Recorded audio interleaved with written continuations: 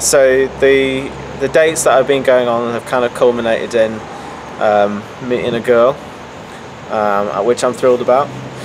So I went out today.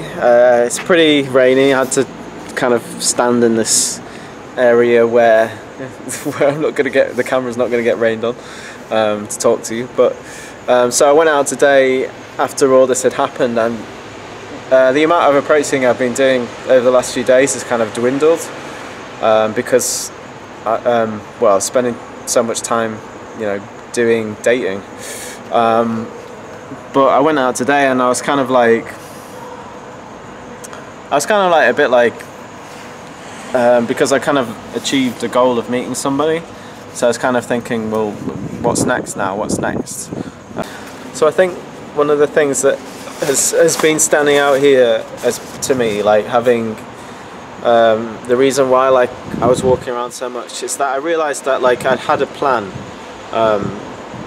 to meet somebody as part of this challenge, and I've succeeded at that. There's other things that I wanted to achieve, but I just wanted to talk about this idea of having a plan and how sort of important it is to have a plan, like when you go out. And I've mentioned it before, talking about excuses, and if you don't have a plan, it creates an excuse within you and takes away the motivation to go out. So as I said before, like for me, I need to have a plan every time I come out, otherwise my brain tells me, why would you bother? And so today, like I went out mostly motivated by meeting somebody, and I didn't want to let them down. But when I got into town and I arrived, I was like, I don't have a plan. What do I do? What am I working on now? And of course, I'm kind of like really happy with, you know, I'm spending time with someone I've just met and all this sort of thing, and that's kind of detaching from this process a little bit. So it's kind of like making me, I was stood in town walking around just thinking like, what do I do now? So I'm quite happy that I've got this 1 in 3 challenge, because that gives me something to work on.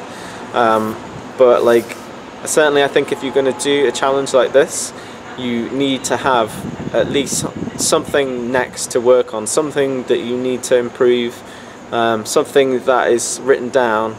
And actually, I was saying to the guy I was here with today that, you know, he was saying like nobody really, there's only a few people on YouTube that are doing like 30-day challenges in this area, and like socially approaching people like I am. And I was kind of surprised because I haven't looked myself, and I was thinking, well, the reason that I'm doing that is this is in a way acting as like a journal for me. So as years go by, I can look back on these videos and use them as like a learning tool.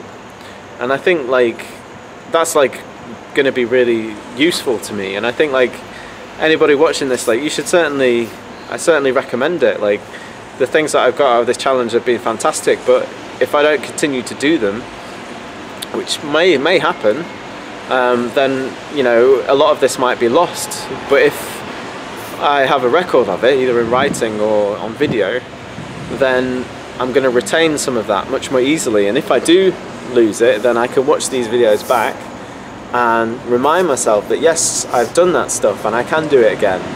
So I think that's the power of having a plan, but also the power of having some sort of log or journal of your experiences. Anyway, see you tomorrow.